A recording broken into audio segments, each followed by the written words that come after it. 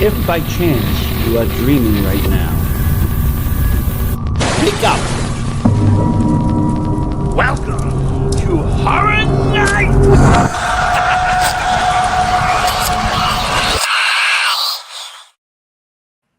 Welcome to Horror Nights. We're back. It's been a minute. We took a little time. We had cons every other week. Decided to take a little break from being on here and come back when we had all guests lined up, and we're meeting with the different the different people that I like to interview. I like to interview directors, authors, and some of my most important and favorite people, the artists. And that's who I got on today. I got on with me Terrence. I met him. He was a vendor at my latest con that I went to out in Creature Feature in Gettysburg, Pennsylvania. Good old Gettysburg. And I have to say, it was a pleasure running in because I saw you the first night when I went on Friday, and I actually came back on Saturday to buy some. So that means that you stuck out. But second of all, you had some really just unique pieces out there. Let me ask you, how long you been doing art for? So photography specifically, which is what you saw there at the show, I've been doing action figure photography since 2010. Prior to that, I was in the indie film scene. I had gone to film school back in 2004 and was working in the Detroit area in indie film, when I could. Still am technically, but that was my main artistic focus at that time. And then around 2010, I felt like I hadn't done anything in indie film, and I was just kind of a failure. And I was trying to find something else to fill that void. And I looked around and saw that I had a huge action figure collection, and I had this skill set of lighting and using camera and storytelling and things like that. I was like, okay, well, I'll combine them, but I don't have the patience for stop motion, so I'll just do a single. And that led to action figure photography being a thing that I do now. And I get what you mean about the stop motion, because that's like doing what you're doing with the figure, but then it's like on steroids because it's just so time consuming getting every little frame and being able to move it, snap it. Even with today's modern technology of phones and such, it's still painstakingly takes to just keep it going and move it. But it is cool, and I give kudos to the people that can and do have the time. Stop motion, I mean, to me, was like one of the early forms of animation that I saw, even in like horror, as experimental, being used, clay animation and such, using as a form of FX. Yeah, absolutely. You spend a whole day to get like a second and a half of footage because you're just moving it like a little tiny bit each time and then snapping a picture and everything. I definitely can't do it, but yeah, the people that can, like, that's amazing. Like all of the feature films shot that way still blows my mind, even when they do it nowadays. And then like the technology's gotten so good with the way they do it. Yeah, it's fantastic. Oh yeah, but, thinking about I going can't do it. back like a movie like George and the Giant Peach or something. It's just like, oh yeah, there's a time that went in to make those films because they didn't have the computers that they have today. They just must have, like I said, years to make films. But let's show the audience. This is one of the one of your artwork. This is from Hellraiser. Obviously, you like you said, you find the right image, you put the lighting in. I'm guessing you bring lighting in, or you use photography lights. Yeah. So everything I do is in camera. So any lighting or smoke or fire or anything like that is there when I take the picture, and all of my images come straight off the camera. There's no Photoshop or anything. So yeah, I have a bunch of small lights that I use. My camera's pretty small and basic, just a Canon, whatever. Yeah, so I just keep everything simple, but try and make it look complicated.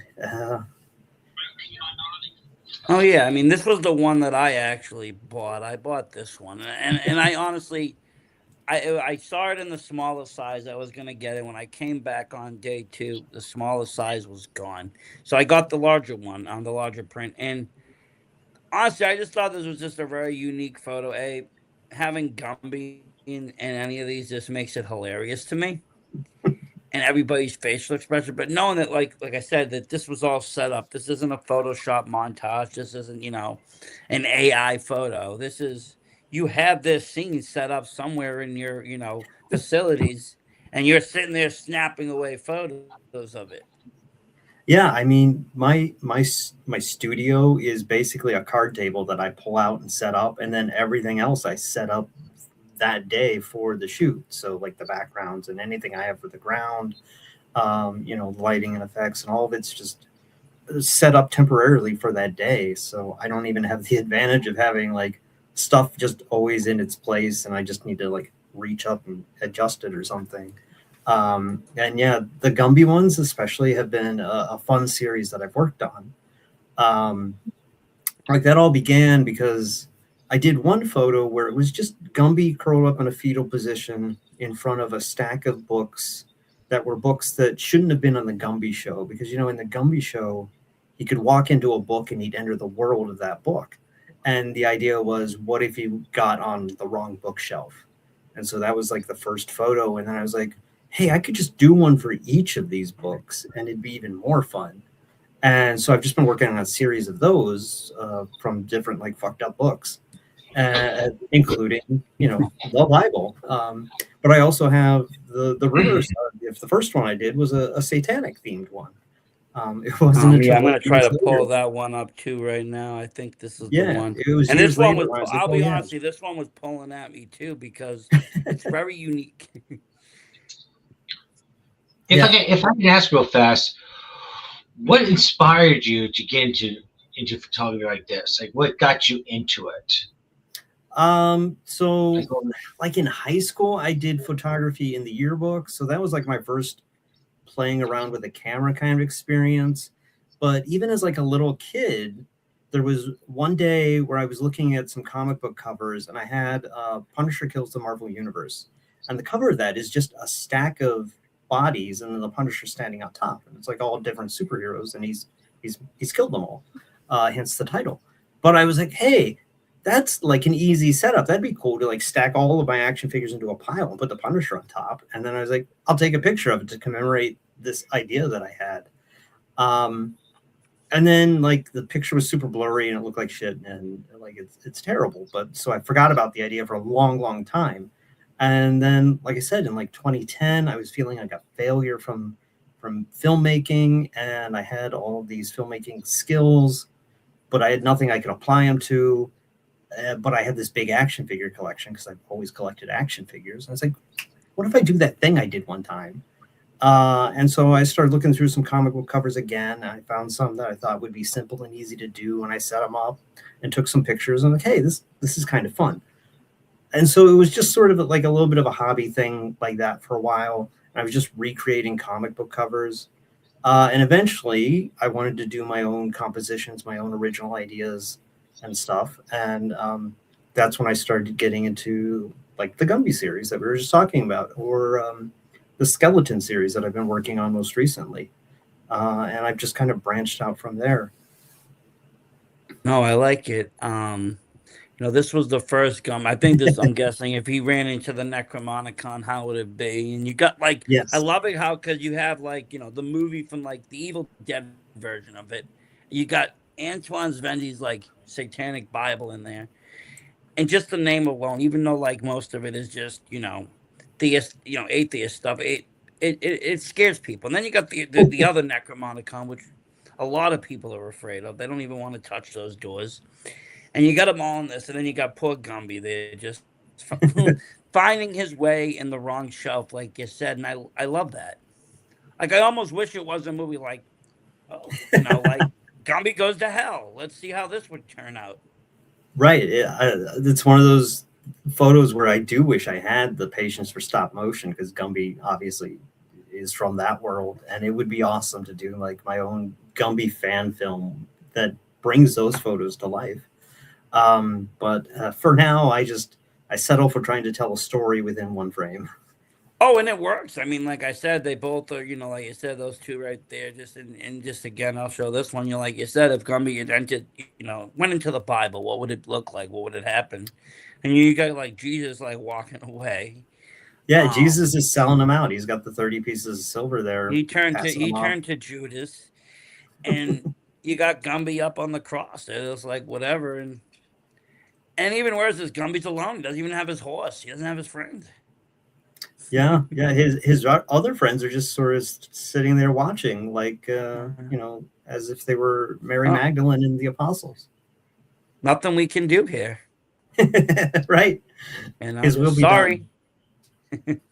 But again, like very cool pieces. And I know what you mean. Like I said, I have a big, huge action collector too. I start off with wrestling figures. They got tons of wrestling figures, and I always use this try like set them up in the ring, take little photos. I too don't have the patience. I've tried. I've gotten maybe 30 seconds videos with stop animation. I can get about 30 seconds, but after that, I have to either I just can't, because it's just too much of keeping that camera still. Yeah, keeping the camera still and trying to move the figure just slightly, but not any other piece of it, and like keeping track of what you have moved and where. Where did I move that from? Where am I Yeah. going next? You need to know. I mean, basically, it's like directing a movie. You need to have a list of your shots and what you're doing every shot.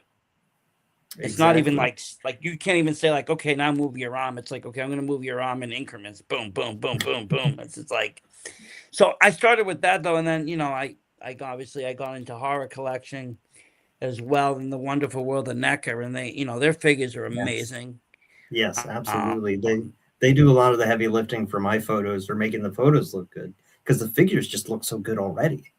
It's great. Yeah, a lot of them come with a really nice gloss, a nice shine. The characters are really, really detailed, and to be honest, the accessories are amazing too. A lot of them come with, and if you're fans of these individual films, you can make. I've seen people making dioramas and such. For a little while now, like in groups where they'll buy a NECA figure, buy a few customized backgrounds, make a Camp Crystal Lake setting, or make something, and and that's just how they're displaying them. Not even for photography, just for display purposes. I got into it, like I said, and I probably in about, I would say, the pandemic. Once the pandemic ended and Targets opened up, I started being able to go there and shop, and I started to notice these figures were being out there, and of course there was nobody else in the store, so I had time to look at them. And I noticed there was a lot of these horror ones, so I started grabbing a few of them here and there, and then I started going online and seeing there was a lot more. And so I started going after those ultimate collections, and then I went back to a few of the classics that I wanted. A couple of the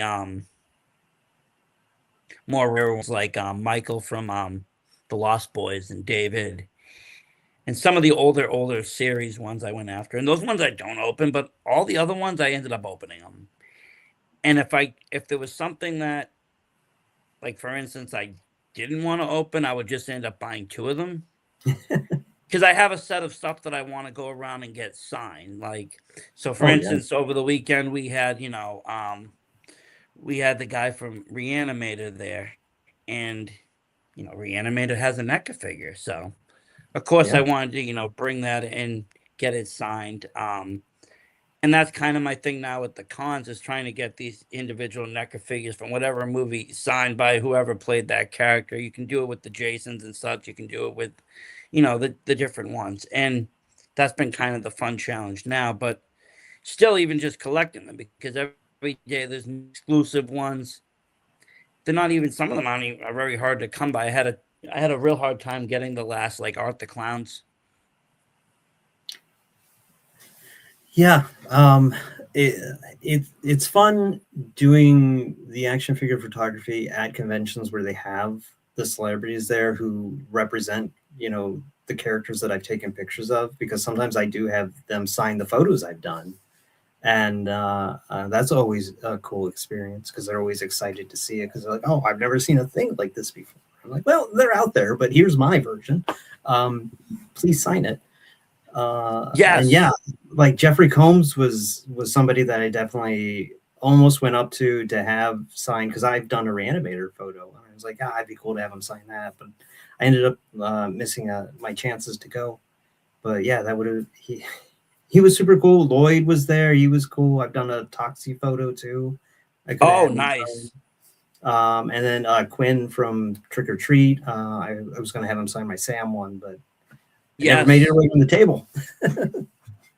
Yeah, but you know what? The weekend went by fast, and I can imagine you guys at the tables just getting busy because there was a lot of guests. I mean, there was a good amount of guests, but if you could run through the guests, then everybody just rushed the vendors. And the guest lines were really nice, where they didn't actually take your whole Friday or take your whole Saturday. If you got in there, I mean, I went in VIP and I was done with my signings by 6:30, 6:45, and I was able just to go around and start, vendoring and looking at the different figures and looking at the different arts and such. I always love. I was talking to another artist, about it, just because as you know, every artist has kind of a different style of how they draw a character, and I finally realized why a lot of them. Well, a lot of them, they say they do comedy or parody of these because they can get around the copyrights. Right. Have you ever run into any copyright issues with the photography, or just because you own the figure, you kind of could just get away with that? So I have a store on Etsy, and Etsy is the only place I've run into copyright issues. And usually it's through a person in, management, or for the person represented by that figure. Like, for example, I have an Elvira photo. I put that up in my Etsy store, and then Etsy sent me a notice saying that Elvira's people had asked it to be taken down. So I had to take that one down. I did another one that was based on a Hello Kitty character, and like the people that own Hello Kitty had that one taken down. So I've only run into it as an issue through that medium, but like at conventions and stuff. No one's gonna bother you. Yeah, no, like obviously none of the attendees have ever had a problem. And then, like I said, when I have met celebrities and shown them my photos, like so far everybody has been like super excited and they thought it was cool and stuff. So I haven't run into any issues yet. So and maybe where you're not exclusive on like one franchise, like you're known for Friday the 13th stuff, and all you push is Friday the 13th. It's like I mean, here's Stranger Things, right? So it's like you got something from a little bit of everywhere, and it's not even just one type of figure. If I'm correct, those aren't NECA figures, right? Those are both McFarlane. Yeah, so I mean, you're using different various ones. McFarlane's another great toy line. Mezco too. I think they make amazing toys as well. Oh yeah. I did get their Terrifier, and that one actually blew the NECA ones out of the water, I'll say, with the amount of accessories, the cloth, the clothing, the lights, everything. Oh, yeah. Those Mezco 112 figures are so good. I've got a couple in the shelf behind me there, but they're so expensive.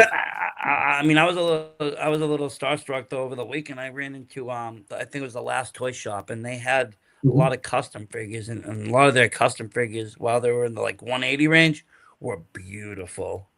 Oh yeah, I had my eye on Edward Scissorhands. They did one time, but Yeah. I haven't been able to get it yet. So No, I'm still looking. I'm looking at the Lost Boys ones myself, and I'm just like, I've seen them twice now, back-to-back cons in Jersey, and then I went to Monster, and then this one, I'm just like, okay, if I see them a third time, I have to buy them. That's my thing. That's my men. But no, so I mean, you started to do this art, and you started to, I mean, obviously, you like you said, you started with comic books and kind of taking the covers and reenacting certain scenes and reenacting certain things. When did you get to a point that you're like, hey, I can make this into a little bit of a profit? I want this. So when I started doing the photography, like I said, it was just for me for a while. But I was posting the pictures online, and then like, my friends were commenting like, hey, that's cool, blah, blah, blah, blah. But at the time, I was working on a web series online called Suburban Heroes, and we were doing conventions to promote that. We had DVDs of the series that we were selling and stuff. And eventually I was like, well, what if I just printed off some like cheap prints of these pictures that I've done, and I take them to a show and just have them off to the side of the table, and people can kind of flip through them and just gauge if there's any interest in that while I'm already vending for Suburban Heroes. And so I did that, and like people took notice, and they seemed to like them and everything. And so as time went by and Suburban Heroes became less of a thing for a variety of reasons, my booth setup just started becoming like my photography stuff instead, and it just sort of transitioned over to that. Um, and for a very long time, I wasn't really doing well because I couldn't figure out what kind of shows I should be doing. Like my immediate thought was comic conventions. Like that makes sense. That's where it's like all the action figures are. I'm doing a lot of superhero related stuff anyway at that time. But nobody cared at comic conventions. It's weird. Like you would think toy collectors who are already there would be like, oh yeah, that's cool. And they were like, that's cool, but nobody wanted to take anything home. um, so I was doing those and failing. And then I even did like a toy show. I was like, well, toy collectors would be like, oh, we're seeing this in a different way. Maybe they would like it a lot. And again, you get comments, but not sales. Yeah. Eventually, as my art kind of changed and I started focusing more on the dark art, horror movies, Skeletons Gumby, all of that sort of stuff, I think those things themselves were more interesting than what I was doing. And then at that same time, I started doing more shows that were like Creature Feature Weekend, like horror related conventions or dark art shows and stuff like that. And that's when I Oh started. yeah, because I mean, to be honest with you, us horror fans, we love alternate versions of our favorite characters. Oh yeah. We love from everything down to people's art renditions of characters, right down to like I said, the parody of it. You know, we get in love with these characters, and we want imagery. We enjoy these photography, photos and such. And I think I don't know what the comic scene is like. I've never really got into that. When I was younger, I liked comic books and stuff, but I never went to like any of the conventions straight for comics but I have been to from the last year, I've been to dozens of horror conventions, and I have to say, like I said, I think that fan base loves that kind of stuff. It doesn't matter if they're big prints, little prints, postcards. If it's a cool image, a sticker, even people buy it. Yeah, I Um, feel like the horror community is much more almost like accepting of just anything, because like horror was so underserved for a long time as far as like merchandise oh and yeah. like fan service and things of that nature. And we're sort of in a golden age of that where it's mainstream but still like cool in a close small community. And so I think that's Well, been the beneficial. merchandising has become incredible Yeah. because of the toy lines, and it draws back. And then you also have games like Fortnite and other such that brings in these horror characters as like playable characters. So horror's almost everywhere you go now, to Yeah. some degree, and it has become mainstream. Where like I grew up in the '90s and 2000s, and horror wasn't really that cool. It's like, oh, you like horror, you like blood and guts, but it was the Right. VHS market that we would all talk about. It wasn't going to movie premieres like today. Today everybody lines up for Five Nights at Freddy's 2 or Scream 7, and it makes money. Back then it didn't. These movies Or even all failed. yeah, or even the Terrifier films, like in the The early first 2000s, the first nobody one, would have known yeah, about that. no, nothing. And now that's one of the most, characters I think used the most out there. I saw a lot of art. Yeah. um, but here's one of your skeletons, and I think those are really cool because they just skeletons look really cool in photography, but the way you have them being able to pose and move and such, I can see why that people are sparking an interest in that as well. Because the horror just doesn't have to be the movies we watch. Horror's also there's a dark side to it where there is this morbid curiosity, and you have these different things with whether it be skull. I've seen people do dead art with like butterflies and such at cons and sell that or bone art. Yeah, and I've done a lot of oddities shows, where like their main focus is taxidermy and stuff that kind of branches off from that. But they do have artists there as well, and that's something that I find that I do well at. People in that community appreciate, action figure photos just as much as the horror community, and it's pretty cool. And part of Yeah, that is because of the skeleton series, that kind of ties into it all. no, definitely. I think, part of it with the horror people and everything, and just like you're saying, in that kind of crowd setting, is that a lot of us do these things, right? A lot of, like I said, I have a figure collection. I've definitely used my cameras and such to film them. But how many people actually, replicate it or do it multiple times or make all these scenes? And I think, as why people are in awe and that at it, they're also like, well, this is really cool. This person actually, did it. They did it not once, but they're continuing to do it. And they're doing something maybe even I wish I could have done. And it's really cool to see because there is a gap between an idea and actually getting it out there. Sometimes it never Yeah. happens, Oh, especially with I know all creativity. about that.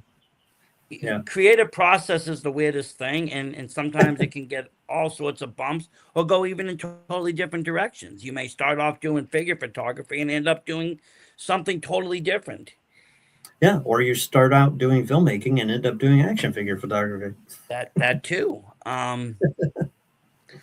Luckily, if you know how to use cameras, lighting, and everything, you have a universal skill set. Yeah. um, I like to think so. So I try and make it work. well, I mean, like I said, again, they look, the photos look professional. It's not like they don't. Like I said, when I first saw it, I didn't even realize it was figures. I thought, I didn't even know what to think. So I kind of had to ask because at first I saw the Gumbies. And the Gumbies to me, which I didn't know if they were 3D rendered or whatnot. And then I started to see the NECA figures, and I could pick them up because I have some of them. So I'm like, oh wow, that's one of the Jasons I have, or that's one of this ones I have. And I was like, oh, he's doing figure art, but it was like I said, you're not doing it. I've seen people do figure art where they take the picture of it and then they transport the whole thing into Photoshop. They remove the figure, and then they Yeah. just work on a back setting, and they work on it's almost like a green screen photo.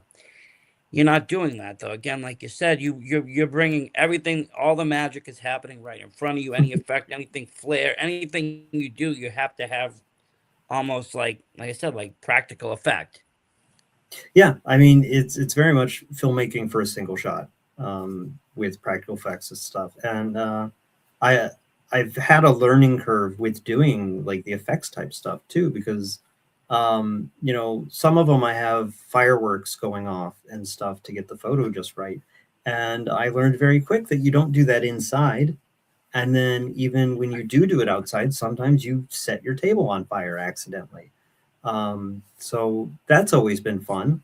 And I have one photo that I did, which is inspired by the film Carrie, and it's got Carrie White with the backdrop on fire when she's on the stage, and the backdrop I made out of tinsel. And you shouldn't set tinsel on fire inside your house because it catches really quick, and B, it smells awful for Oh, days. Um, it's like that so burning plastic smell. yes, yeah, it's not good. And then there's other times I use fake fog. I have fog that's an aerosol in a can, and then I have a little tiny fogger that I use too. And sometimes that sets off the smoke alarm, which was fine when I lived in a house by myself, but now I'm in an apartment and I have to be way more careful about not setting that thing off. That's the Yeah, carry for the that's the people carry they're one. talking. And Yeah. that's a creative use of tinsel because I said, I mean, I have only seen people use tinsel at Christmas time, or some people have used it for like wrestling events, maybe. But you use it in a way that it looks like the blood that was coming down, but it also looks like the fire that's coming up. It has multi-purpose in that picture. Yeah, I was trying to replicate the sparkly backdrop that they had on the stage in the film, and tinsel just seemed like the easiest thing to do. I just didn't realize it caught fire so quick. This was another one that I came across that I thought was really kind of cool too. I'm you got the kind of lighting up there, and it looks like it's almost magically coming up, and Chucky's putting his soul into somebody else or coming back. Charles Lee Ray one more time. Right. He wants the power. It's Um, like Howie Dewey Dumbledore, the strength. yeah, that's one where I cheated. I reused that pentagram that I had made for the Gumby one. And so that's just the same effect with the same set, but used in a different way.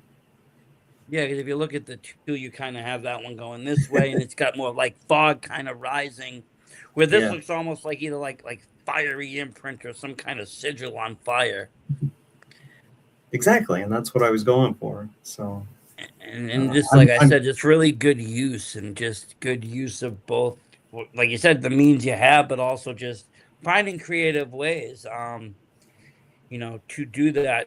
As there now, as you've gotten into it, how do you find kind of inspiration to come across your scenes now when you want to make things that you just kind of like this would go really good together? Like you come across a figure or yeah, I mean, sometimes it is inspired just by the figure itself. Like I'll find a figure, I'm like, oh, this figure is cool. I need to do something with it. I need to photograph it in some way. I have to come up with an idea to show off the figure. And then other times, I've been watching a movie and I was like, oh, this is a cool scene. Hey, wait, they did do a figure for that. I could do something like that. And so I tried, like the Chucky one, I tried to do something that is inspired by, scenes in the movie. So they kind of come from different places like that. And then the skeleton ones were all just sort of, those ones are actually like really personal ones based on stuff I was going through for the last year or so. And so each one's inspired by that, but utilizing the skeletons to represent the people and the emotions and stuff, because a skeleton is sort of a blank, it's not a specific, gender or color or anything. It's just this it's blank. just a skeleton, Right. two skeletons. Anybody can be that skeleton because we're all just skeletons underneath. So I find It's those almost fun just to a work basic, with. a plain shell, and you can kind of take it Yeah. as you want it with those. Exactly. I like that though. Because I guess similar to movie making and such, you want every image to kind of tell a story as much as it can without anything having to move, like you said. And a lot of the images do. They tell great stories. You could write short fan fiction about each one of your images. I could probably write a story about it or come up with some sort of reason why. Which is great in a creative sense too, even for creative writers, because you get these like an image of Gumby on the cross, for instance. That's not something that normally comes across your palette of thinking. But you could easily write a million stories about how and why and when and what was it like, and like you said, what would happen if he just showed up here or there. So as a creative person, I find it just almost mind-blowing, some of them, because some of them, yes, are recreations from film, but others, like you said, just kind of inspired just because it looks cool or it would look cool or it would fit the theme. It might not have necessarily been a scene from the movie, but if it could be an extra scene in a movie, this would be it. Yeah, and I've done a series of musician-based ones as well. And with those, I try to either base it on, a specific song. Like I've done a bunch of Alice Cooper and Eddie Maiden ones, and each one of those is based on a different song by those musicians. Or I try and base it on their live show, like what their concerts are like. So I've done ones for Kiss and Ghost, and so I try and not necessarily recreate the exact live show, but it just sort of like what their show is like in my head, or what I would want it to be. I'd really like to do a Guar one now that they've got figures. I just haven't done it Oh yet. yes, Trick or Treat Studios put out the Guava figures, didn't they? Yeah.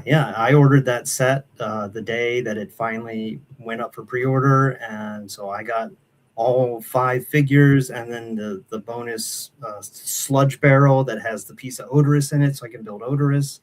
So I just need awesome. Yeah, I just need some time and a really good idea, but I'm excited to do a Guar. A lot of green slime. Green and red. Yes. I haven't been to Guar since, I don't know, 2010ish or so. But I'm still cleaning out slime from places I didn't even know existed. Okay, it was one of the most livest experiences I've ever been to, and it was cool because I got to see them last year, not perform, but they were just all in character, or whoever was left was in character, and they were doing photos and signing autographs and such at a con I was at, Oricon. And they were Trick or Treat Studios was out there, so they were showing the figures off, and they had their sets out for sale and such. But it's cool to see the music world, because there's a lot of metal artists that do touch horror, and now I'm seeing like the horror cons of the horror world bringing them in or bringing them back. Like Bruce Dickinson was in, just at Monster Mania. That was a big deal. Yeah, I heard Um, about that. I'm sad I missed it. yeah, I didn't get to the table, but I did get a photo op with him, which was really cool. Yeah, the the tickets in that just went nuts. Between that and the Stranger Things kid that they announced, it just the sale, just like everything that went in the weekend, just sold out once they started announcing those two. Hmm. I'm lucky I had everything pre-ordered beforehand before I knew all the guests, but I had to kind of pick and choose because the lines were out the door. I'm like, well, I'll meet this one, I can VIP this one, and then photo op for the rest. But no, a lot of the musicians now do also have NECA figures, or action figures in some sense, and or even the or even like the icons, like the Misfits icon, they have that as a Yeah, NECA figure. yeah, and I've done a Misfits one. And then even like years ago, they did uh, two of the members as like 12-inch dolls, and I think it was Doyle and Jerry. And I have those, so I've played with those a lot. I wish they'd done the whole band, which would have been cooler, but uh, yeah, Misfits are fun too. There's a lot of stuff you can do that's abstract and just sort of mixes in with horror. Rob Yep. Zombie's another one that would be great for that. Oh yeah, you could do almost unlimited things with that, because he's got horror movie. You could put characters from. You could have him sitting there with like next to Captain Spaulding. You could have him doing all sorts of things. Yeah, yeah, absolutely. You could even have him directing the film if you want. Right. But here's another one I found that was really cool. You got, you mix the wrestling world with the horror world, but I remember the WrestleMania, so you got Jake the Snake and Alice Cooper there. And what's You fun know, about that one is I have a print of it, and I have both of them have signed it, and it's one of my most prized like autograph things. Um, and I mean, like I said, the lighting is great on that. It looks like it's in a stadium. well, I Um, had to do that because I had no background with like a whole bunch of people, like a real audience. So I'm like, how do you fake that? Oh, that's right. If you were on the mat, it would just be the bright lights. So I can just cheat yep. and just have bright lights. Oh, And that's so how that they do worked it really anyway. That's well. why you don't see empty seats. You Right. just see black background. You don't know if people are sitting there or not, but it gives that really nice cinematic effect. And in the figure and in the photo, it looks legit. I would think I'm watching the WrestleMania they were at. Like if I was browsing, like, oh wow, you got a WrestleMania photo, cool. Um, because again, the figures today, I mean, besides if you don't go looking for the joints, a lot of them look very, very real, especially when you have them photographed and the lighting and everything is on point.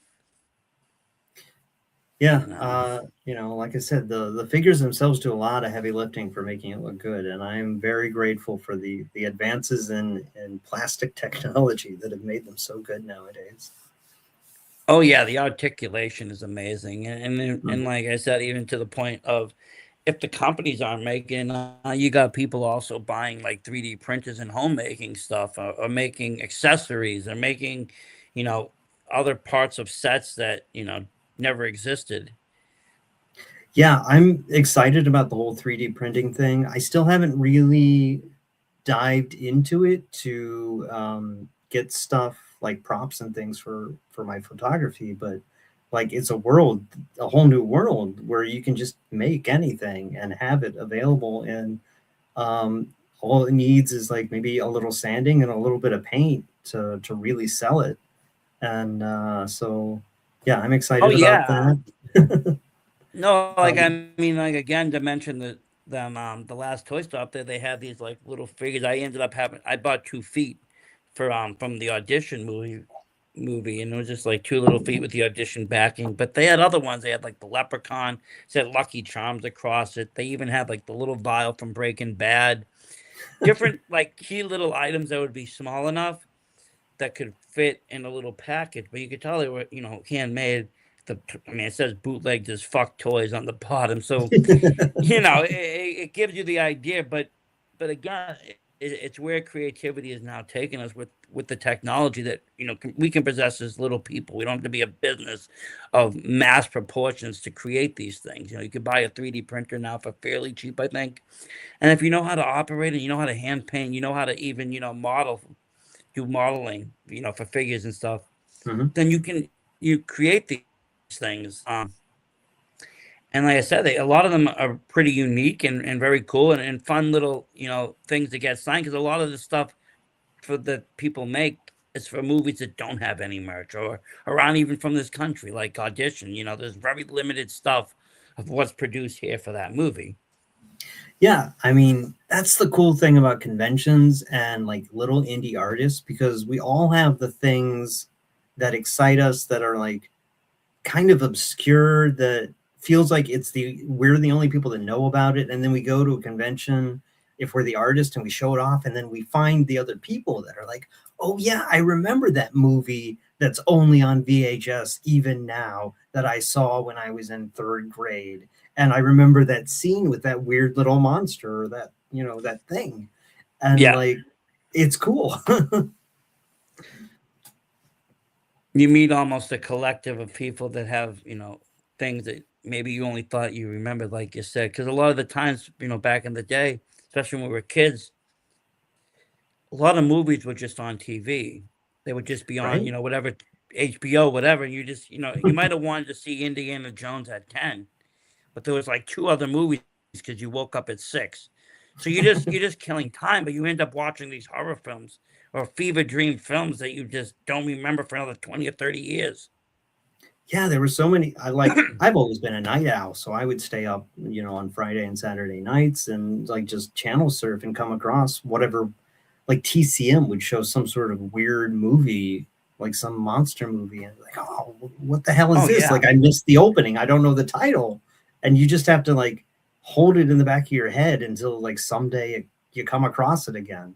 Well, you hope And you find you hope that you like seen somebody known in the movie that was a famous actor, so you could kind of go back and right, see what were they in. But we didn't yeah, have access to computers back then. We couldn't just like, oh, pull out my phone and Google this. You didn't have yeah, no answers really. You'd have to wait later and be like, hey, you remember that guy that was in that movie? He did another movie that went like this and this and this, and you'd be trying to explain, and people like, I never seen it. I don't know what you're talking about. yeah. Yeah, once Because IMDb came along, I spent so much time on that site just trying to find stuff. well, it's the greatest way to find kind of, you see an actor's face, you're like, I didn't even know, is that person? Hmm. Because, you'll see actors that have been, hadn't acted for 20 years in a movie. And it's like, well, they were that famous horror actor, or they were in that movie, that, was such a cult classic, and now they're somebody else or somebody different. So you go back kind of see, and then you realize they've been in a bunch of films, or they've been in independent films, or this and that. Right. No, I love the film world, but I also love all that it kind of all the little spouts off of it. The art, like I said, and music, sound, all of that too as well. It's another form of art, I think. People that do like soundtracking and kind of do the sound techniques for films or stuff. But right now, I've been really into kind of like I said, the visuals and just just seeing what people can do. That creative A to B spot where I have an idea. Now I got to go the next step, and seeing what that next step looks like, whether it is a film, whether it is an art project, whether it's a poster, whatever it might be. And Hmm. I think that's the biggest step. After you get that rough done or whatever you got out there, then you can always go back and perfect it. You can edit. I mean, look at Star Wars. The guy went back and remastered his whole movie collection, basically. But he got those out there when he did. If he waited till the 2000s and late 90s to do his movies, it would have never taken off. He had to put them out as he did, when they came. He couldn't do it Yeah. and wait for the perfect time. And that sometimes with movies and art too. You can always upgrade them and update them as you go. Yeah, I mean, stuff like that, it always takes me back to reading Lloyd Kaufman's book, How I Learned About Filmmaking Through the Toxic Avenger. And like the main message of the book is like, just go out and fucking do it, just Yes. make your damn movie. And yeah, it's like you said, once it's done, then you can tweak it, or just make a new one and take those lessons that you learned from that first one and make it better, Yeah, I and mean, I continue was on. even talking to another independent film and director that was there, and he had a couple of films for sale, and one of them had the same title twice. Hmm. And I just, happened to be like, "Oh, is this a sequel? Is this?" And he was like, "No, this was like the first version we did." And then when we got more budget and whatever, we decided to reshoot it and redo it. This would be the second version of it, and this would be the version I prefer people to watch. But they want to see the inspiration and so forth, then go back to the first. And I mean, that's the same with a lot of things. If you look at Terrifier, it started off as an anthology, first a short, and then an anthology. Yeah, Evil And Dead, then from that, same thing. it came into a movie and more and more and more. And sometimes that's what you just got to kind of take baby steps. You might not have the budget to do your first run, but you got your character down, you got your storyline down, everything. But everything is working. But maybe the effects, you know that an extra 10 grand will get you bloodier effects. Yeah. But you do, you get the first one out with a little bit less is more, and then you strive to make it better or work to make the next one or even redo that one. And just seeing that progression can be amazing too, just how different people in different fields kind of learn, and how they've adapted and grown from their first piece to their next piece. I Yeah, mean, I'm sure you've seen that in yourself, your progress absolutely. from. Yeah, because like I said, the first action figure photo I ever took was, I was in third, fourth, fifth grade or whatever, and I still have the actual photo. But like I said, it's out of focus and it looks terrible. So like comparing that to something I've done, this year is great. But even just going back to when I started like doing this on purpose, like those first photos that were just inspired by comic book covers compared to the stuff I do now, like there's a big difference. And like it's really cool to look back at that and being able to see that. But it's also like extremely embarrassing when like some of those are still like in my book for like at conventions and stuff, and like people flip through and like they just kind of go through those ones quicker. I'm like, I get it. They're older. You know what? I buy the Blu-ray extra editions of videos just to see the director's early short films that come attached sometimes, because I Oh yeah, like to see the earlier stuff. The stuff on that you'll be like, oh my god, I can't believe they made that, because they also the people that made Jurassic Park or something, and it blows your mind, because it's just like, well, every director, every person started somewhere, and it wasn't always at the top. yeah. Nobody very rarely comes in as the best at their game on their first try. And even if they did, it's only the first try that was seen publicly. Like they still have stuff they're not Yes. showing you that was the practice. And that's kind of the stuff I like to look, because that's where I see people grow. That's where I can see actors grow, directors grow, artists grow, everything. Even like myself as a podcast, even Vic can tell you our podcasts that we've done over the years. They've all gone up. It wasn't where it started. Software's changed. Um, Presentation has changed. Even just how comfortable being on air has changed. In the beginning, it was kind of nerve wracking. Oh my god, people listen to me. Oh my god, I'm talking to a stranger. Oh my god, who is it? Like, am I being judged? And then it gets to the point where, well, it's my show. I'm having fun. I'm Yeah. talking and meeting new people. You know, um, but it's all just, I think, a big learning process too. That a lot of people don't look at it that way, and they kind of just want to see that end result. But I think if you take it as a learning process, you can learn so much more and have fun with it, because you're learning different techniques, you're learning from different people as you go. I could learn from you a technique on lighting, for instance. I could learn from somebody else a technique on, you know, how to make, water scenes. I can learn from everybody that if I'm open to learning. Because everybody's got their individual lessons or can teach something, because they're doing something different than I'm not doing. Right. Absolutely. Like I used to run two different film festivals, and that was kind of the cool thing about doing them. I would get submissions of films, and then there'd be 100 or 200 films, short films that I sit through, and there's such a wide variety of like ideas and how, like, even when there's a bunch of themes of the same type of movie, the different ways people approach it and the different ways people approach like even a specific effect and how they do a head smash versus how somebody else does a head smash and all of that sort of stuff, like the variety of all of it is super cool. And so when you're in positions where you get to like witness that or see it or seek it out intentionally, like, yeah, absolutely, you learn so much. Like, even it can be entertainment or it can be lessons that you apply to the stuff that you're using, that you're making or whatever. And yeah, I love all that stuff too. No, definitely. I mean, it kind of made me think of, like one of my favorite films is an anthology film, ABCs of Death.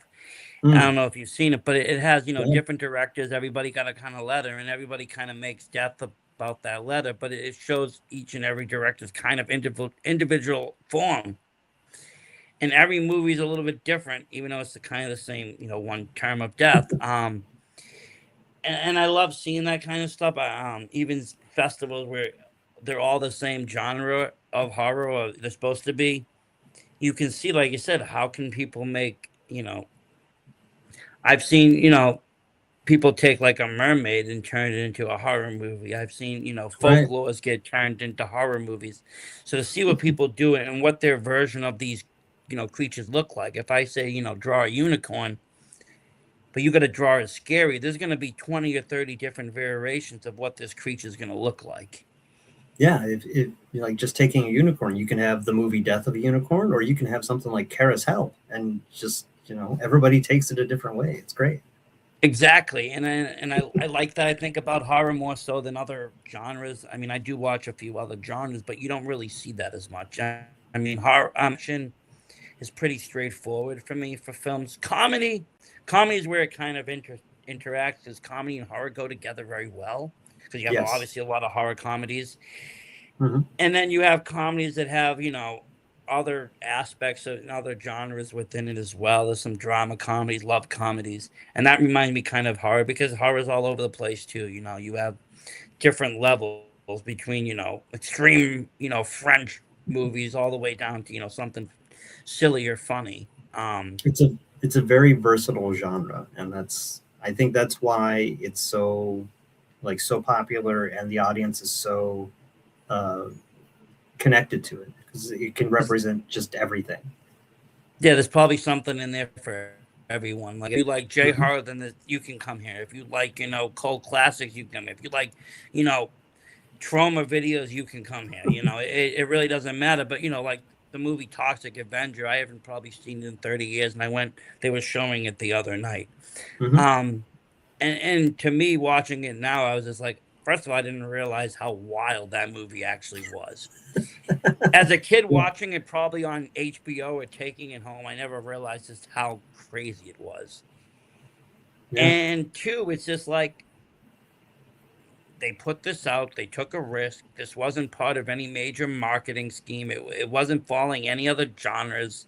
It wasn't trying to like be another slasher, another Freddy, Freddy or Jason or anything. They're like, we're just gonna put this out. It's gonna be wild. It's gonna be wacky. It's gonna be freaking absurd. But it's gonna be a classic someday, and that's what it did. Yeah. Yeah, And I it's fun to look back at like what Trauma did before Toxic Avenger, like all the like weird little sex comedies, and then Toxic Avenger comes along, and then they realize that they can actually be fully expressive and do all this like really weird and fucked up shit, and like just go movies like all in. Poultrygeist and Rabid Yes, Grannies out there and shit. yeah, I call it early absolutely. Netflix. When Netflix first dropped the first, like I swear, like when they got onto the online portion of it in the very beginning, you could go to their library online via a computer, and Hmm. almost all the original like videos they picked up must have been Trauma, because I remember watching like Rabid Grannies and such right from Netflix in the beginning and just being like, what am I watching? And wow, this is cool. We can watch this now like this. I don't have to have a DVD. Um, But we all still love physical media. oh, I mean, I have a whole collection of it. And regardless of regardless if something comes out digitally, that's only for the times I'm too lazy to get up and put in the Blu-ray. Right. Every time else I'm grabbing the Blu-ray or something because it's either better quality than what the TV has, or it has some kind of extra, or it's a different version, or I just I like holding it. I like owning it. Yeah, they look so good on a shelf. They do. They really do, and it's funny because sometimes I'll buy something and it'll just literally sit on the shelf because I wanted just the collector's whatever it came in, and the little insert that it has, and the little book, and I collect a lot of the Arrow films too, and they do a Mhm. great job with their packaging, in my opinion.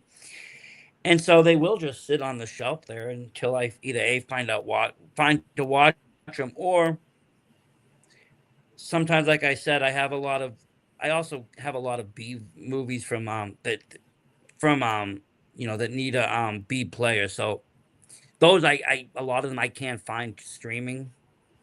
Right. So I that's where I kind of like, okay, well, I definitely need this for physical media, and that's how I kind of justify to keep it going, because a lot of the films you can't find streaming if they're not from this country, or at Yeah, least the versions that you want. and then of course, the streaming services lose rights to films and they disappear off their format, or they Yep. take them down for other reasons. But physical, you always have it. There is, and that's why, I mean, even at the con there was another vendor there. I want to say it's like VHST or something, and they have a straight up. They were taking all these VHS tapes that we'd see, in our favorite video store, and just put them straight to DVD. I And they're got still two in their DVDs from VHS. them. Yes, I did too. And the greatest thing about them is they're basically still in VHS format. A lot of them still have the trailers and stuff attached. Mhm. And a lot of those videos never actually got put to DVD or put Right. into anything. They just stayed as VHS and forgotten about. Maybe they made it to Tubi, some of them, but not a lot of them. Yeah, one of the ones I picked up was a movie called Spontaneous Combustion, which was directed by Toby Hooper. I didn't know Wow. Toby Hooper did a movie called Spontaneous Combustion. I was so excited. Now I'm just learning that too, and that's the thing. You got to remember VHSs, and what got distributed was the big titles, the titles that made money. The Yeah. littler movies back then didn't really get distribution or get pushed as much. Like you said, who would ever know the two? I mean, I wouldn't know Toby Hooper did anything but Texas Chainsaw. Right. And Poltergeist, of course. Well, yeah, but but in Yeah, today's just the world, that's big what they titles. push. Right now, today, mostly they only push Texas. It's everything Texas Chainsaw, Texas Chainsaw. If somebody Yeah. came on the scene right now and never watched any movies, they would probably only know Toby Hooper from Texas. Right. A lot of people mention that he did Poltergeist, unless you get into that kind of fandom. But right now, with the anniversaries and everything, Texas Chainsaw's kind of been everywhere. But that's the other thing. We were talking the licenses. Sometimes, not even, and that's the thing with the figures as well. Like there was a Mhm. ban on Jason figures for a while because the Friday the 13th license got kind of revoked, and they couldn't even Yeah. make the figures. They had to stop production on figures. The video game got taken down. Like everything just went to shit with that for a little bit. Yeah. I mean, I think that's why there's a lot of figures out there, or things that you would expect would have figures, and then they don't. And you're like, well, why is that? And it's got to be a licensing thing. Like everything always comes back to licensing, it feels like. And I think in the movie scene, these licenses move pretty fast. 1 minute this one owns it, then that owns it. Like right now, Yeah. A24 owns Texas Chainsaw, so they're gonna do whatever they're gonna want with that, for good or for bad. And it's just like, well, they own it now until the next person picks up the rights. Yeah, it's weird how that works out. So hopefully they do something cool with it. They could go and say, you know what, let's open the boards, and all of a sudden we get an extra, 30 figures coming out this year because they decide to make the whole crew, and we get a Franklin figure, and this one and that one. We get a party van. I want a Franklin figure now. I want a Franklin figure, but nobody ever makes the victims, and that's what makes me mad. No. Okay, we get the kills, but I got no one to kill. I mean, we've only gotten, like, other than Leatherface, we've gotten one of now I'm drawing a blank on his name, but like only one of the other killers from part 2, and I think that's about it. Oh, for the Texas line, we got no. I mean, you got the hitchhiker figure, and then you got Chop Top, Yeah, Chop Top was who I was thinking of there. The Bill Mosley. It's the like, Bill Mosley. but But you even know, in I other want the cook. franchises, the only final girl we get is always Laurie Strode, and Yeah, she's always overpowered in her figure. She's not like hobbling or anything, except that one hospital one they made. yeah. But every other one is like, well, I need someone like, give me a victim, give me something to prop with, because I think that's the hardest part for me is like I can make great scenes, but there's no bodies, there's nothing. You got to I use have bare hands and stuff. I actually have a box of figures that's labeled normies, and it's just regular people to use as like victims or background and stuff like that. And a lot of them are just like Marvel Legends figures, but they're just like regular people in suits. They're Yep. technically characters in comics, but like they're just people in suits or a skirt or whatever. But I would So think yeah. there would be a market for actual victims, like selling victim packs, or because Oh NECA yeah. has a known, sell a decapitated hand, sell a half severed head. They do those These would accessory take off. packs, but they never have people in them. So that would No, be no an people untapped market. would be, and would help everybody kind of make even more cooler things. I think because Yeah. you'll look at people's photos and stuff, and you'll be like, well, that's great they killed John Cena, but I want to see what one of the characters from the movie or something. Yeah, I mean, like with that Chucky one that I did, the victim on the floor is from Reanimator because it's Yeah, just no, a regular guy in a it looks suit. like a doctor though. Herbie Yeah, Weston that looked like a doctor, and it looks legit. And you yeah. can I hide it just had to right, but turn his head so you can't see his face very well. one reanimator to another, he was bringing him back. Oh, it does That's work on actually that level. now thinking of it, that's really awesome Yeah, because they were both reanimators in their own way. I wish I could say I did that on purpose. But now you have done it, so it's half on purpose. Yeah, it's out there now. Um, that's great though. We are just about out of time, but I just want to touch a little few other things. I do where I've been pulling them from. You have a website. Is that where I know you said you have Etsy, but is your website where people can mostly get your prints? Yes, my prints are available through my website, which just is acfigphotog.square.site. I know it's not a good website name, but like I don't have the money to have a domain name. But I am on Etsy too. It's easier to find that way. Those are both No, options. and I'll But put all the links in the about yeah, section the too, so best people is can just always just click. to find me at a convention or an art show, because then I can, And then you can sit and talk. yeah, then I can tell you how I did it and why.